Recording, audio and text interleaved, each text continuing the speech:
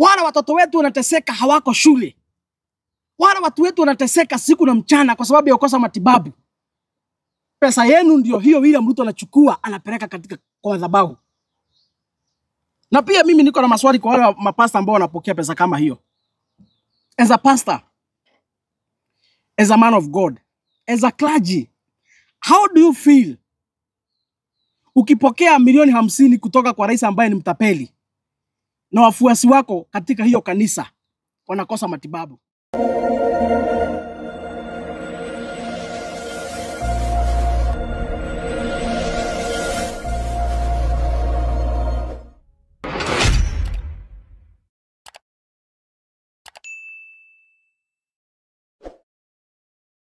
Hamjambo wa Kenya, pahali popote mlipo.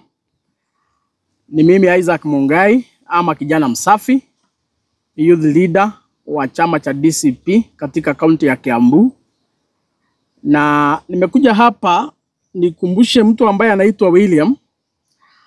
Juzi nimesikia akiwa kule pande ya Western akishabikia akisema ya kwamba yule mtu ambaye tu angeshindana na yeye ni Raila Amolo Odinga. Na wakati alikuwa anasema yale matamshi ni kama alikuwa na furaha ama anasikia kama mtu ambaye ameondolewa kazi ngumu mbele yake, kwa sababu alikuwa anasema ya kwamba yule tu mtu ambaye angemshinda kiti ama yule mtu angemkimbiza, akasema alikuwa mzee Raila Amolo Odinga. Na hilo swala limesua maswali mingi kwa sababu hatujui kwa nini alisema yale. Lakini mimi nimekuja hapa kama mwanachama wa DCP nikumbushe William Ruto ya kwamba haushindani na Kalonzo Musyoka 2027 na hautashindana na Rigathi Gachagua 2027. Yule ambaye unapingana na yeye si Martha Karua ama Eugene Wamalwa. Hata haushindani na Matiang'i 2027. Na hata haungeshindana na Raila Amolo Odinga 2027 hata kama angekuwa uhai, Mungu angemsaidia kufika hiyo miaka. William Ruto, nataka nikuambia kwamba yule mtu ambaye utashindana naye 2027 ni wa Kenya milioni 22. Wale ambao ni wapiga kura wa jamhuri hii. Wale ambao umeshindwa kusaidia vile ambavyo ulikuwa umeahidi wakati ulikuwa unaomba kura za 2022. Bwana William Ruto, wale unakuja kupingana na wao 2027 ni hawa watoto wetu ambao wako university. Wale ambao umesambaratishia masomo kabisa. Ukijifanya hapo eti unakuja kuwatengenezea masomo. Hao watoto ndio utakuja kushindana na wao katika debe 2027. Nataka nikumbushe William, wale watu unakuja kushindana na wao ni wafanyikazi wa Jamhuri ya Kenya. Wale ambao umechukua payslip zao, umezikatakata, hakuna kitu wanapeleka nyumbani. Wale ambao ni watu walikuwa naishi maisha mazuri kabla ya wewe kukuwa rais wa jamhuri hii. Walikuwa na kama maisha mazuri. Watu wa middle class wenye walikuwa nalipwa pesa mzuri, wanajisaidia, wanasave pesa zao, wananunua plot huku, wanajijenga. Ukakuja ukavamia payslip zao. Leo hii wao ndio maskini zaidi. Bwana William Ruto, hao ndio utapatana na hasira zao kwa debe. Hao ndio utapatana na wao kwa debe 2027. Hao ndio utapatana na wao na shoka kwa debe 2027. Hasira zao ndizo utapatana nazo 2027. Wale ambao William Ruto anashindana na wao, pengine umesahau, hata nikukumbushe leo hii. Ni ya mama mboga, watu wa bodaboda. Wale uliahidi ya kwamba utawasaidia watoke juu waende chini, na ukawatapeli na ukawadanganya. Leo hii ukawageuka. Hao ndio utapatana wao kwa debe. Ni vizuri nikukumbusha Bwana William Ruto. Hawa Gen Z ambao ulichinja kule Nairobi. Mpaka sasa nimesikia umepatiwa jina lingine, watu wanakuita Gethenji. Hawa Gen Z wenye uliachilia askari wako Bwana William Ruto, wakapiga watoto wetu risasi. Hawa Gen Z Bwana William Ruto, uliamurisha wewe kama rais wa Jamhuri ya Kenya ukasema wapigwe risasi ya mguu. Hao watoto ndio utapatana wao kwa debe 2027. Kwa hivyo ni vizuri kuambie, wacha kufurahia eti Raila amekufa hata kwa uchaguzi 2027. Acha kurukaruka, acha kufurahia. Si Raila ulikuwa ushindana na yeye. Kwa debe unashindana na Wakenya wale umekuwa ukiua kiholela. Kwa debe utapatana na hasira za Wakenya, wazazi wale ambao walipoteza watoto wao katika maandamano ya 2024. Au wazazi bado wako na hasira, ndio utapatana wao kwa debe. Bwana William Ruto, acha kurukaruka, acha kusherehekea. Ni mapema sana nikukumbushe rafiki yetu Bwana William. Hakuna mahali eti ni Kalonzo mnapatana kwa debe, acha kurukaruka. Sisi wa Kenya milioni 22, wale tumechoka na utapeli, wale tumechoka na uongo. Sisi ndio utapatana sisi kwa debe na tutakushughulikia vizuri. Acha hivyo narukaruka kwa magari juu huko ukisema ya kwamba kazi imekuwa rahisi. Hakuna kazi imekuwa rahisi. Sisi ndio tutakushughulikia na sisi ndio tutakupanga. Kwa sababu ni vizuri kukumbusha kwamba pengine umesahau, sisi tu ndio tulikuweka kwa hiyo kiti Bwana William. Hao mahasla wako huku, hao mama mboga, hao watu wa bodaboda, hao watu wa vinyozi, hao watu wa welding, hao wafanyikazi, hao walimu, hao majenzi unapiga risasi kila siku, hao sisi wote ndio tulishikana tukakuweka katika hiyo mamlaka. Na sisi ndio tutaitana mkutano hiyo tarehe ikifika, tukutoa katika mamlaka. Kwa sababu hatuwezi endelea kuongozwa na rais ambaye anachukua milioni 50 siku moja anapeleka kwa kanisa, and yet anatuambia eti anafanya juhudi zote kuhakikisha kwamba Kenya imetoka third world country mpaka first world country. How are we going to achieve that, Bwana William Ruto, when we have millions of youths who are jobless? How are we going to achieve that, Bwana William Ruto, when our children are not schooling at home? How are we going to achieve that, Bwana William Ruto, when you are taking all the money from the public coffers, millions of money, unapeleka kwa kanisa, eti ni njia ya kujaribu kufurahisha wahubiri hapo, ndivyo wahubiri injili yako yenye unataka katika madhabahu? Bwana William Ruto, hata kama ni kutongoza wachungaji, wewe unachukua pesa ya Wakenya milioni 50 unaenda kutongoza wahubiri nayo kwa kanisa, alafu fikiri sisi kama Gen Z, sisi kama vijana wa taifa hili, wale ambao tuko jobless, wale ambao tunateseka, wale ambao ulitapeli, wale ambao ulidanganya, eti tutakusamehea? 2027 utapatana hasira zetu Bwana William Ruto. 2027 unajua ni aibu sana. Na ni vizuri tuambiane ukweli Bwana William Ruto. Ni aibu sana rais ambaye anasema ya kwamba Kenya haina pesa, tunakopa pesa nje ndio tuweze kufinance budget ya nchi hii. Ni aibu sana rais kama wewe unatuambia kwamba hatuna pesa ya kutengeneza mabarabara. Ni aibu sana Bwana William Ruto, wewe na mawaziri wako mnatuambia kwamba serikali haina uwezo ya kulipa capitation shuleni, and yet at the same time you are taking 50 million Kenya shilling one service unaitoa katika kanisa kama sadaka. 50 million. Hata kutoka dunia ianze hakuna rais ambaye ashaitoa 50 million eti ni sadaka kwa kanisa. Bwana William Ruto, Kenya haiwezi ongozwa namna hiyo. Wakenya wako na haki zao. Hakuna vile ambavyo unaweza endesha Kenya kwa kuchukua pesa yote ya wananchi unapeleka kwa kanisa ukatongoza mapasta. Hiyo ni jambo ambalo hatuwezi kubalisha. Na mimi nataka niambie vijana wa taifa hili, hiyo pesa inapatiana huko na William Ruto ni pesa yenu. Ile pesa ingewasaidia wale vijana wenzangu ambao wako katika street hawana kazi. Wale watoto wetu wanateseka hawako shule. Wale watu wetu wanateseka siku na mchana kwa sababu ya kukosa matibabu. Pesa yenu ndio hiyo William Ruto anachukua anapeleka katika kwa madhabahu. Na pia mimi niko na maswali kwa wale mapasta ambao wanapokea pesa kama hiyo. As a pastor, as a man of God, as a clergy, how do you feel ukipokea milioni 50 kutoka kwa rais ambaye ni mtapeli na wafuasi wako katika hiyo kanisa wanakosa matibabu? Wafuasi wako katika hiyo kanisa watoto wao hawasomi kwa sababu hawana fees. How do you feel as a man of God? How do you feel as a man of God? Ni vizuri tujiulize haya maswali. Ni vizuri tujiulize haya maswali kama wa Kenya. Kwa sababu hatuwezi nyamaza wakati taifa inaendeshwa namna hii. Na ile kitu kubwa hawa watu wa William Ruto wako nayo ni kiburi. Ya? Kwa sababu William Ruto amecash out pesa yote ya serikali. Kienda kwa SHA, wanalipa mahospitali bandia, wanakash out hiyo pesa, wanaweka na magunia.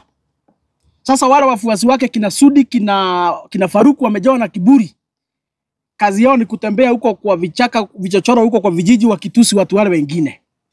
Ya, juzi nimeona Faruku anaenda huko Western anaenda kuambia kwamba vile ambavyo sisi jamii ya Mlima Kenya ni watu roho chafu. Unajua masomo saa nyingine ni ya maana sana. Unajua kama hujaenda shule unafikirianga watu wote wanakaa kama hawakwenda shule. Niliona Faruku anadanganya watu huko Western mchana wazi, akiwaambia kwamba Martha Karua ni roho chafu kabisa kwa sababu hata hakwenda mazishi ya Raila Amolo Odinga.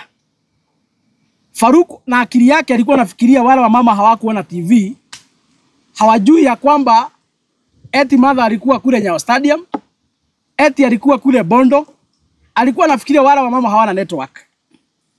Na shida kubwa, unajua mimi ndio nasamanga hapa Kenya, Mungu anatuangalia tu hivi, anaona tuko na shida kubwa sana. Hata hawezi kuja hapa haraka.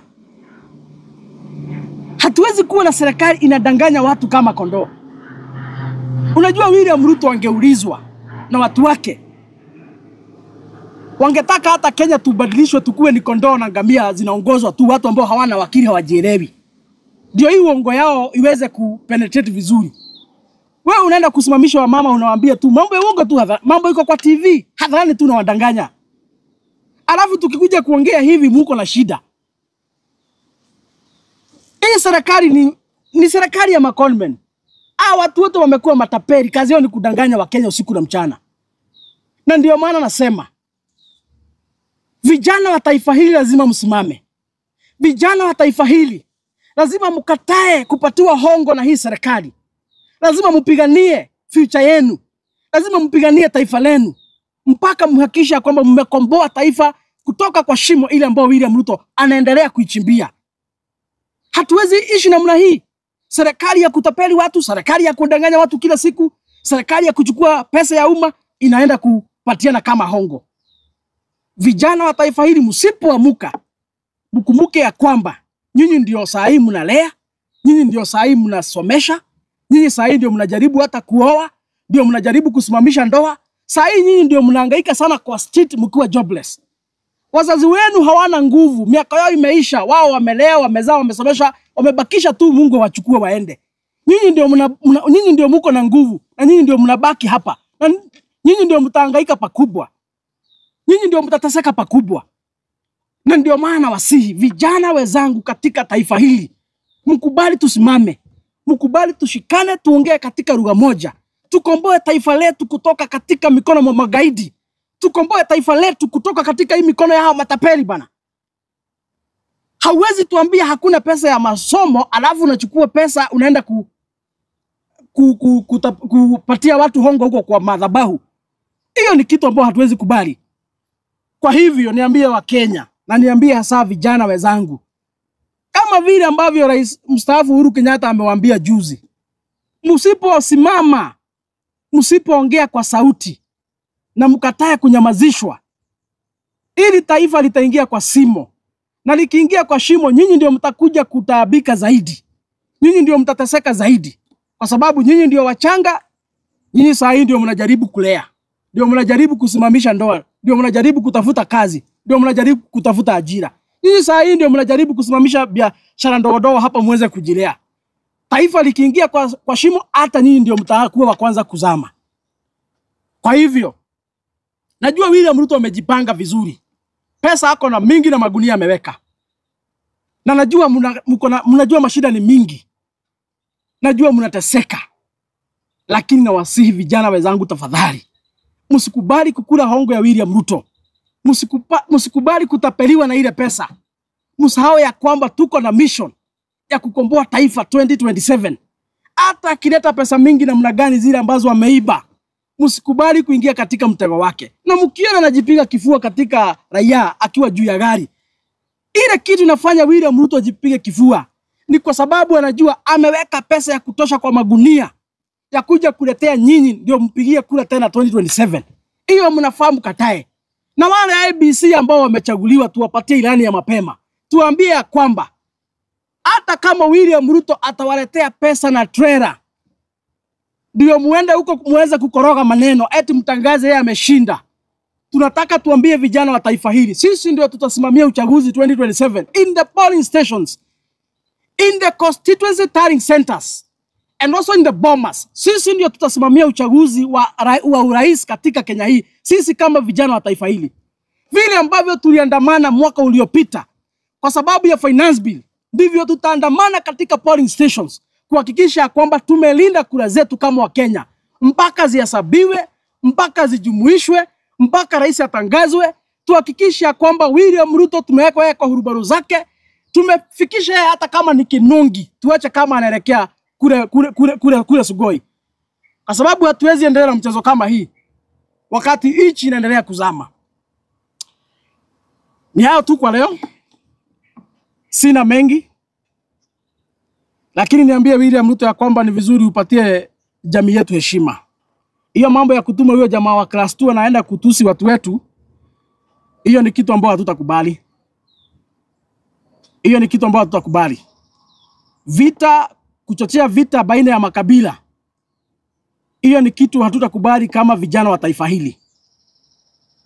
Kama ni ukweli mnashabikia umoja, kama ni ukweli mnataka Wakenya washikane, na kama ni kweli hamtaki mambo ya ukabila, hiyo story ya kutuma Faruka hapo anaenda kutusi jamii nyingine hapo na kutupiganisha, hiyo puzi aache.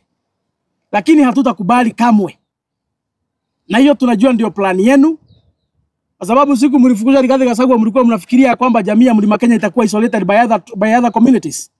Vile ambavyo haikuwezekana, tunajua saa hii bado mnajaribu juu chini vile ambavyo itawezekana, lakini hakuna siku itawezekana. Niambie William Ruto nikimalizia, sisi tumeunganishwa na ile mateso unatupitishia kama wa Kenya.